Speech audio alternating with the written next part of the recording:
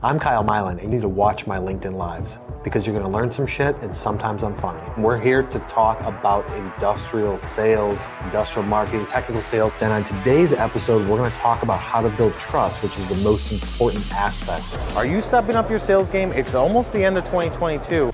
All right, guys, we're going to do some cold calls.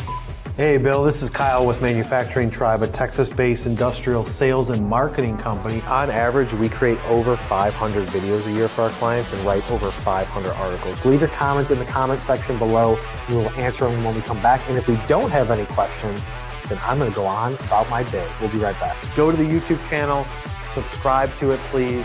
Look at all the video content we have on there. I haven't spent 22 years in manufacturing to not know what I'm talking about. You need to watch my content.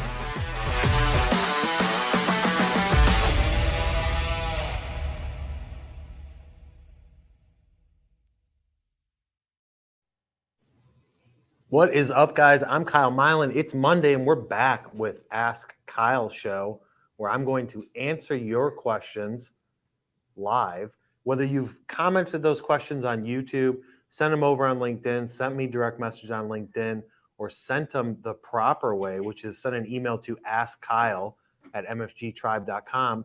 We are here to answer them. Typically on Mondays, if you're new to my content, Mondays are Q&A time where we answer up to 4 questions that have been previously submitted.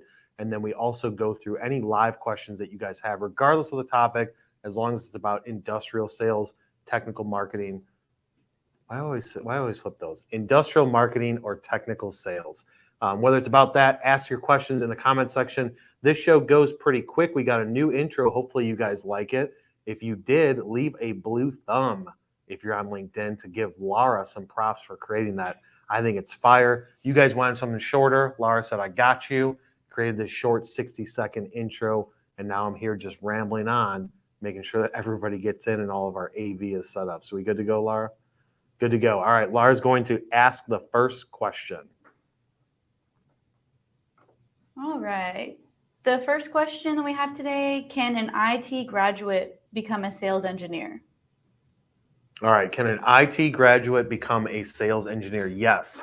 I really think that anybody can become a sales engineer. Depends on what you're selling, right? If you're selling SaaS products, having some foundational knowledge about software or at least about that industry would help. But I feel like nobody is limited in becoming a sales engineer. People often think like I need to have an engineering degree to be a sales engineer. I'm a product of showing that you don't have to do that because I did it for a decade and was extremely successful. So it depends on the industry you're getting into.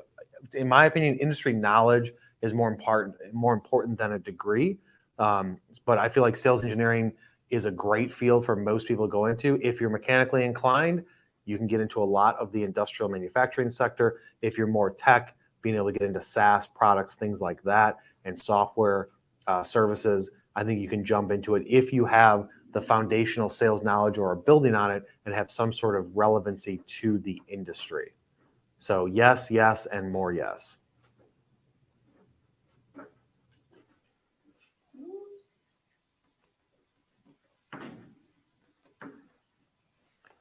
Let's go, Lara. Technical difficulties. Difficulties. What are some of the biggest challenges that plastic molders have? Biggest challenges that plastics molders, man. I did that for a decade.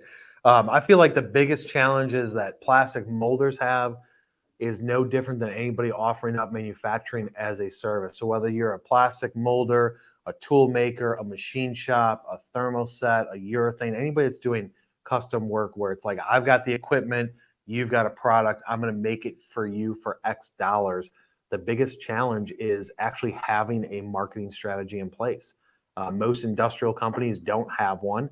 They go with a traditional way of doing it, which is just, we're going to go on referrals, or sometimes we'll send an email. We're not using the most updated systems. They're doing traditional marketing with trade shows or waiting for things to fall in their lap, waiting for RFQs to come from their website, which is just based on organic content that maybe they did previously, or maybe they're already getting traction and they're just sitting static and not doing anything active to go out and grab those opportunities and bring them in the pipeline or push their brand awareness out there. So the biggest issue for all you guys is going to be activity and producing content on a regular basis. And that's the whole fundamental reason why I started MFG Tribe. is because I came from an injection molding place and saw that there was not agencies that can speak the lingo that industrial companies talk on a regular basis and didn't really understand the market. So I said, hey, I'm going to create a niche marketing agency. I've proven that I could do this over the last decade. And so proven success, proven results. So I'm going to create an agency that offers what I did at those companies, larger at scale. And it's worked. 7 years later, we've worked with some of the largest companies in manufacturing. We still have some of our clients are in the $7 to $10 billion range.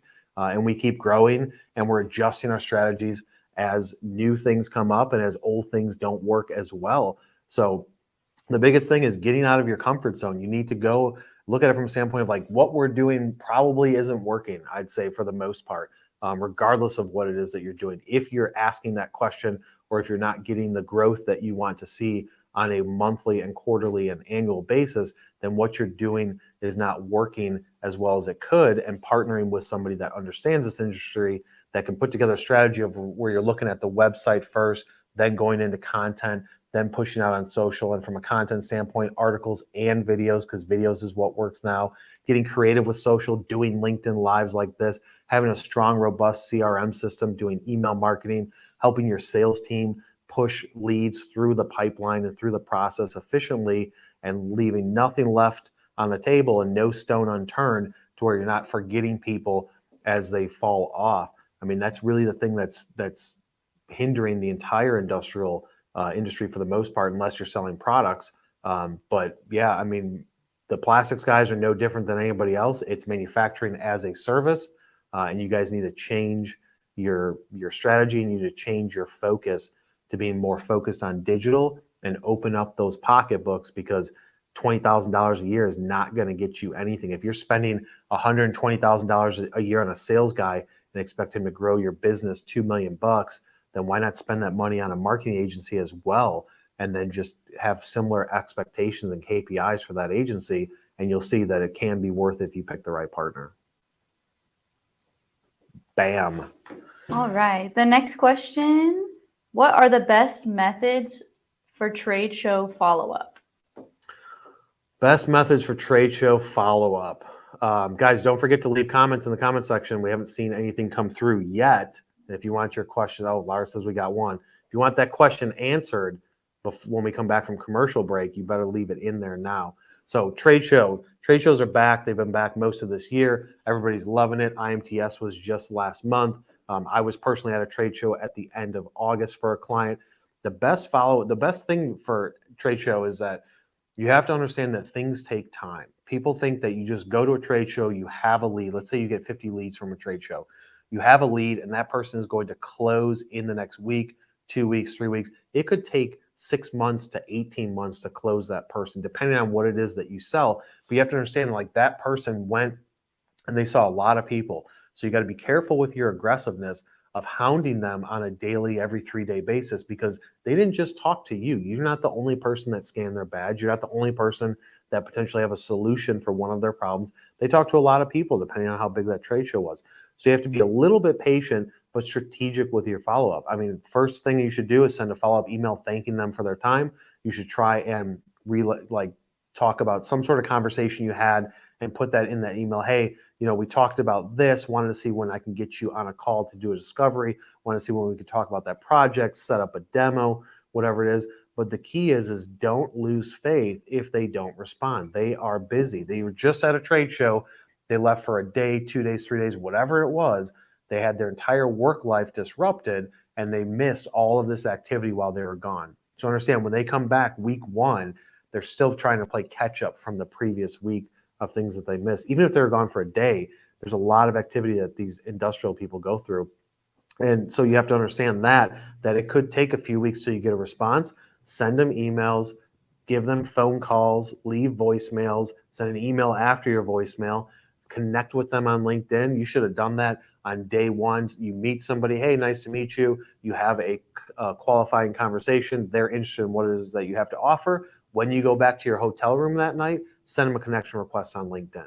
You don't want to wait 2, 3, 4 weeks. They're going to forget who you are. They may say, oh yeah, I remember that person from that company, but send it to them right away. They're at the trade show or they're at home, and shoot it over to them and get that acceptance, because then now you can use LinkedIn messages as a method of communication to follow up. So it's really looking at the main 3 ways to follow up, which is going to be email, phone call, and something on social. LinkedIn is the best for this market of industrial manufacturing.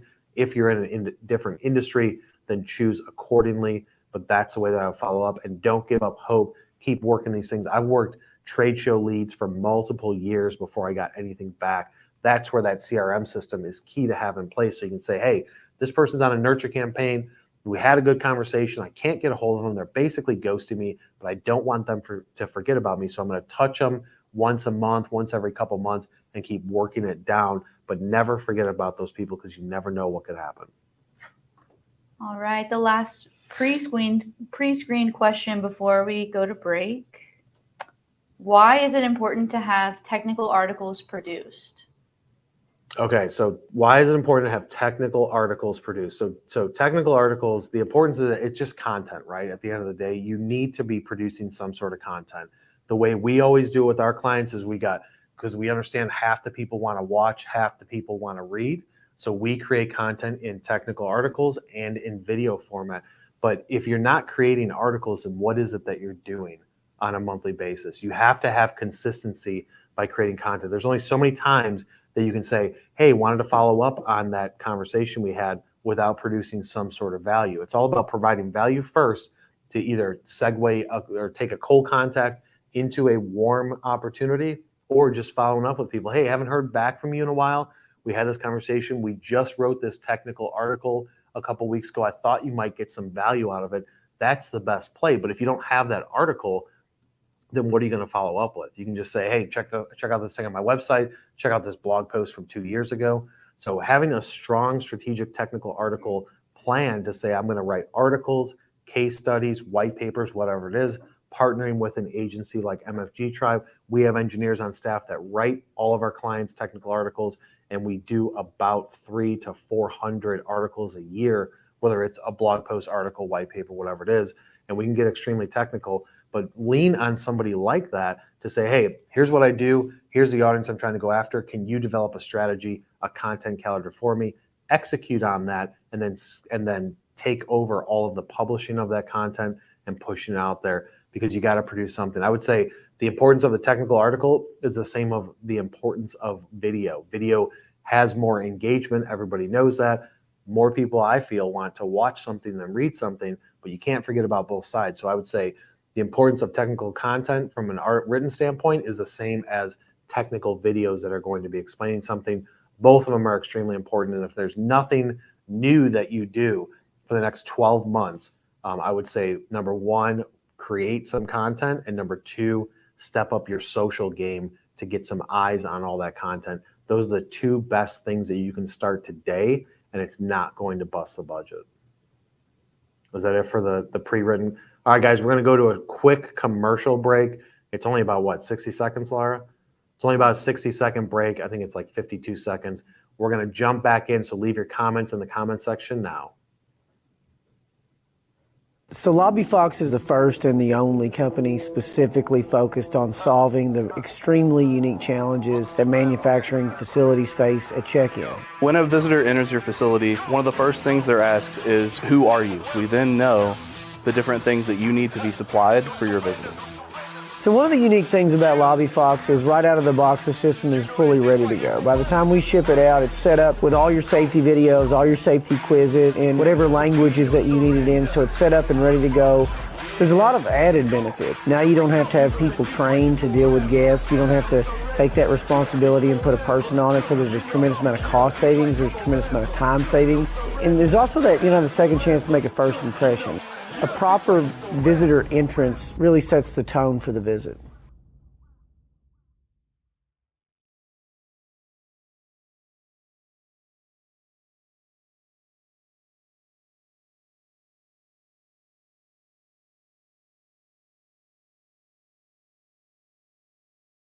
Yeah. All right, guys, we're back. That was a short break. We're trying to do everything shorter because I know that your time is money and valuable. Here's a friendly reminder. Be on the lookout for Wednesday's show. Do we already post that, Laura? Probably not, because we don't even have a topic yet. But we're going to be posting a link on Wednesday's show for some sort of topic. Maybe Nancy will help coming up with that. And you guys can tune into that show. And I think Thursday we have a guest show, right? Yes. Yep. And then this Thursday we've got a guest on for Talk Shop with Kyle, which is pretty cool. It's a company that rents robotic equipment, which I've never heard of that before. I feel like it's one of a kind for those companies that can't afford to buy the robot equipment themselves. This company has developed a solution where they have the equipment and you just rent it for them. So be on the lookout for that live. I think that live is posted, right, Laura?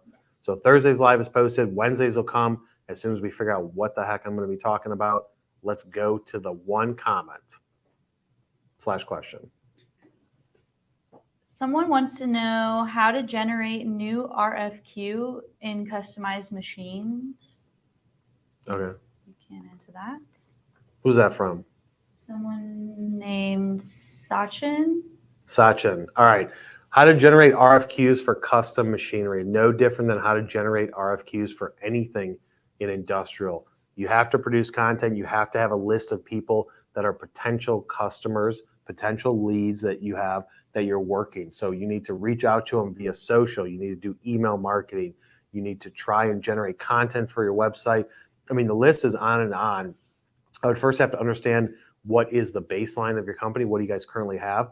But look at your existing website traffic. Is it high enough to your liking? Are you getting thousands of people a month to your website? Are you getting only 22?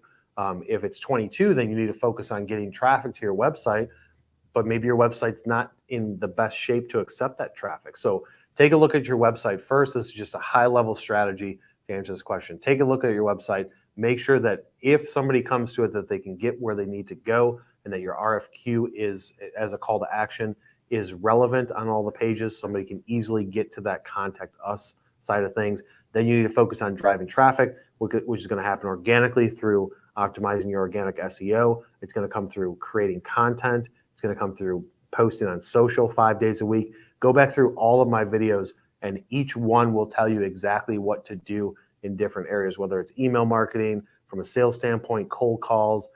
It could be creating content, videos, articles. It could be organic SEO, managing social, inviting people to your company page, producing that content on your LinkedIn company page, and sharing it out and building your own network. There's lots of different things that you can do, but the focus is you have to look at where am I currently at and where are the holes in my ship that I need to fill first, and then start building on your strategy from there. So it's kind of a general question, but without any more information, it's kind of a general answer.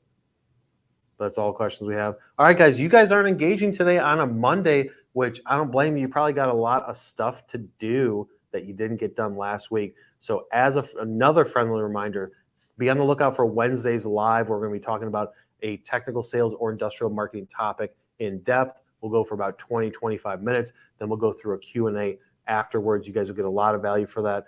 Go to the YouTube channel. Laura was just about to sneeze, but she held it back so it didn't show up on the audio when I'm doing my outro. So go to my YouTube channel. I have over probably 350, 400 videos on there. Subscribe to it. Turn on notifications. If we're not connected on LinkedIn, send me over a connection request. As long as you're not trying to sell me some shit that's not relevant, then I will accept it. If not, we will see you on the next one.